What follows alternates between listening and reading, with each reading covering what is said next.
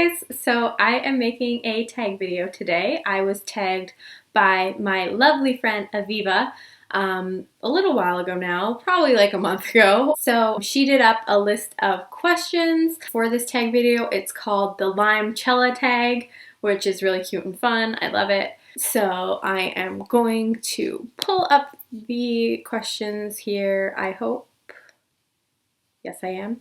And answer them. First question is, what is the Sparks Notes version of your health story and what do you experience on a daily basis? So I'm really bad at like condensing stories, so bear with me. I'm probably gonna have to edit a bunch of this out. I got sick when I was 13 years old in 8th grade. I was having a lot of sick days the fall, at the beginning of 8th grade, throughout the beginning of winter kind of thing. At first I kind of noticed in gym class I would get really like kind of dizzy and nauseous, and then it just kind of started being more consistent and I would feel it often. I didn't start really getting sick until February of 2004, so that was about halfway through my 8th grade year. I woke up in the middle of the night one night. I had my best friend sleeping over and I woke up and I felt like I had the stomach flu, and I thought I did have the stomach flu, and I was just really sick all week. And then finally my mom was like, okay, we're gonna bring you to the doctor because this is getting kind of ridiculous. Went to the doctor. She did standard blood tests and everything. Of course it came back fine. And that's kind of where it began. For the next year and a half I was doing tons of tests and trying a few different medication type things, and then I was diagnosed with POTS in 10th grade. So POTS is, for those of you who don't know, postural orthostatic tachycardia syndrome, and it's actually often found that the cause of your POTS is Lyme, but I didn't know at the time how bad the Lyme testing is, so we did like the standard screening here in Canada, which is the ELISA test, and it came back fine. So we never investigated it further because I guess we just kind of trusted that the doctors knew what they were doing.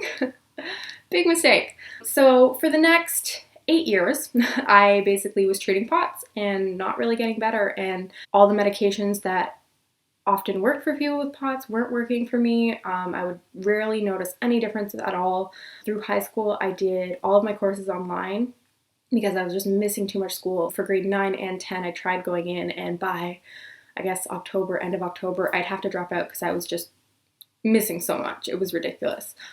So I did all of that online, and I had a tutor actually as well. But I would still go into my school at lunchtime to see my friends on days when I felt well enough. And then around 2011, I started looking into Lyme because I was at the time 21 and I was kind of getting sick of this. I was doing college online at this point and I just wanted a normal life. I hadn't worked full-time anywhere ever. I hadn't gone to school full-time anywhere other than doing school online, and I was just getting really sick of it. So I started doing my own research and saved up for the Lyme test, did that, and it came back indicative of Lyme. So yeah, that's the short version. So since 2012-ish, I've kind of been treating Lyme disease through various different practitioners all over North America, really. It's difficult. I get really discouraged sometimes with how long this is taking. Sometimes I feel like it's never going to change, but the good news is I've made some progress in the past 2 years. In 2013, I was really sick. I had actually gotten way worse, and it was a living hell. I was in the ER so many times that year, and I was just at my doctor's office crying in tears, and it was hell. So doing better than I was then, which is a good thing. See, I've literally spent like 5-6 minutes talking about this. I need to move on to the next question. What is your favorite Coachella-esque song? This is a hard question. I should probably have read the questions before I started this.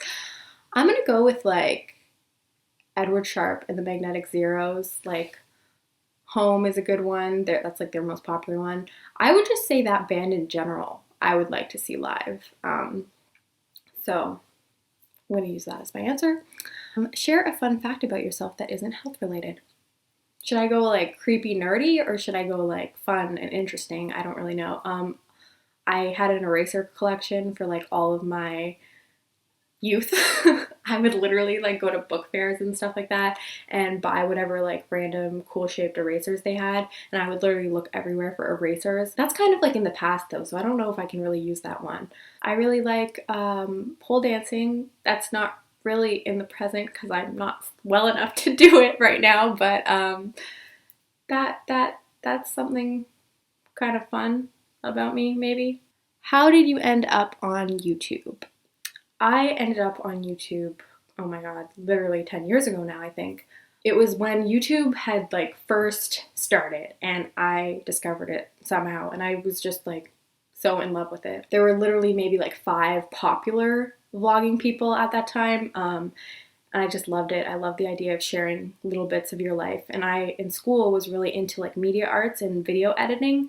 So I just kind of started posting like random stuff with like me and my friends and stuff like that. And then when I was doing a media arts course for high school, I would post my projects on here. And then I also started making videos about pots and sharing my story. And I met a bunch of amazing people that way. So yeah, that's kind of how it started, and it's just kind of continued. I don't post super regularly, like I'm not posting once a week or anything, but it's just one of those things that I like to have. I like to have this outlet to share parts of my life. What is your favorite comfy item of clothing? Okay, this is so easy. I am obsessed with like the really like baggy, hippie, like summer pants. I have like 5 pairs of them right now, and it's literally all I wear in the summer.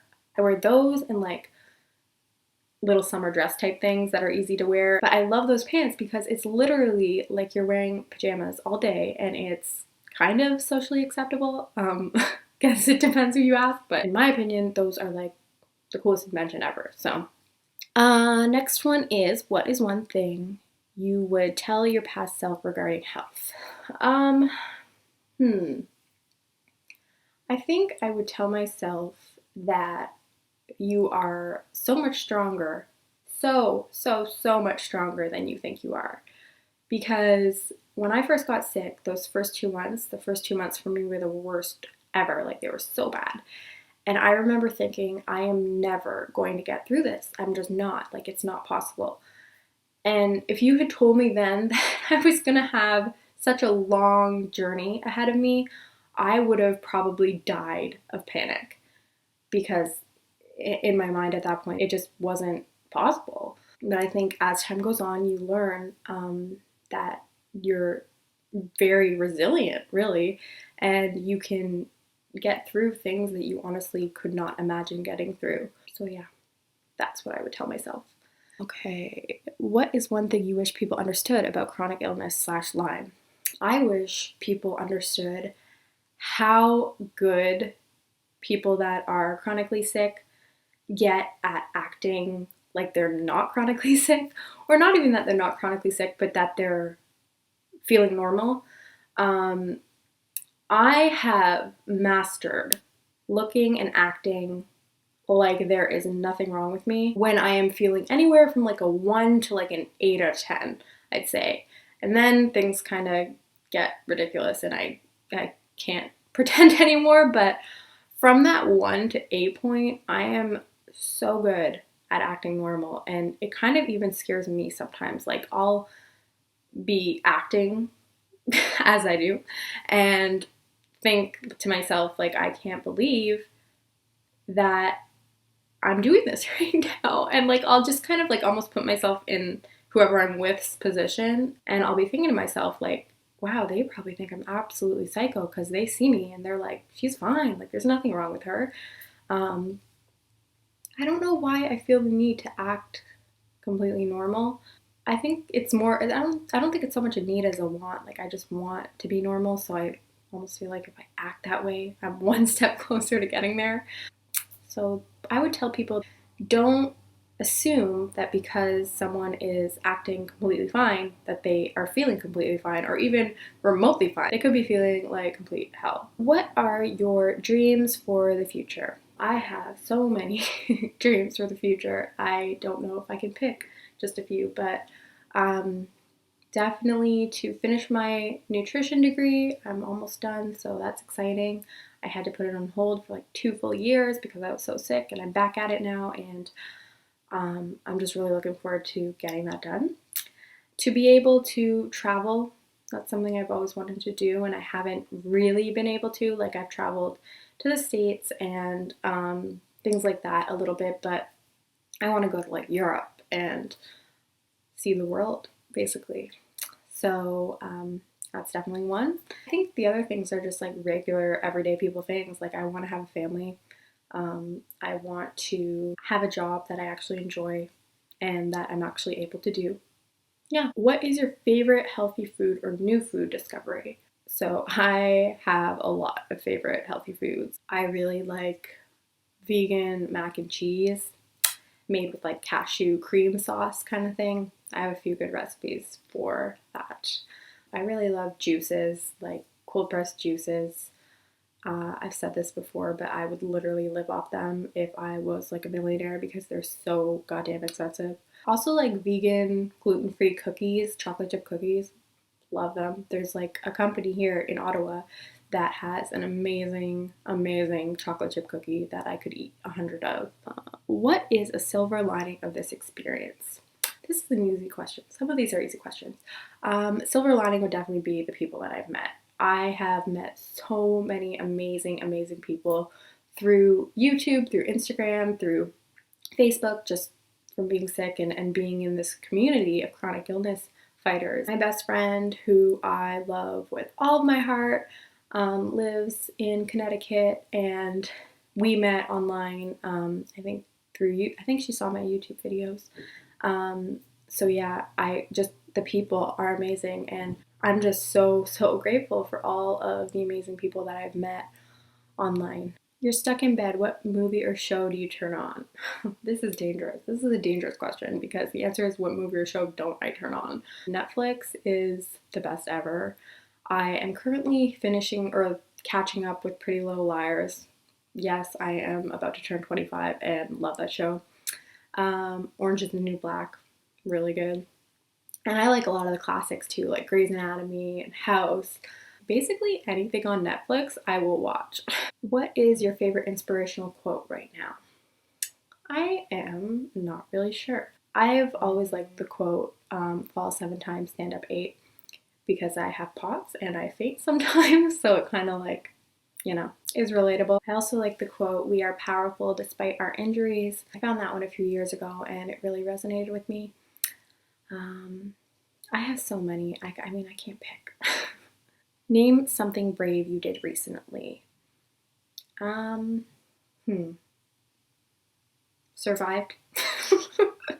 Got up in the morning and got out of bed when I'm feeling like complete crap and like I'm about to die.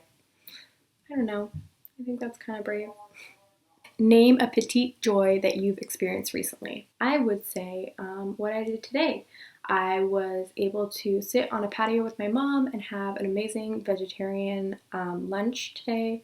And then I also got food from another vegetarian restaurant with my friend tonight, and I was just really grateful to be able to do those simple things. So yeah, 2 petite joys today in one day. That's pretty good. Okay, so that is it. This video is so long. I'm so sorry. I'm going to edit a lot of it out, I think. I hope. But thank you so much, Aviva, for tagging me. Guys, go check out her YouTube. It's Lymeless in Seattle. And I will hopefully make a update type video sometime soon. I hope. I say that all the time. It's so bad. Okay. Bye, guys.